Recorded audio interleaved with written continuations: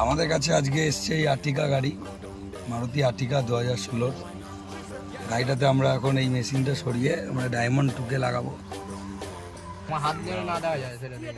এই যে আমাদের ডায়মন্ড 2K অ্যান্ড্রয়েড লেগে গেছে, চাবি অন কর। পুরো স্মুথ কাজ করছে, কোনো ল্যাকও করবে না, হ্যাংও করবে না, কোয়ালিটির মাল আছে এটা।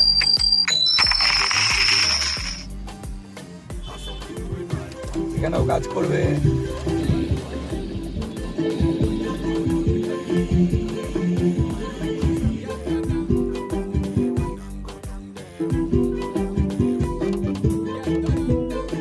স্টিয়ারিং কন্ট্রোলারটা ঠিক আছে, এবার দাঁড়া, এবার স্টপ করলাম।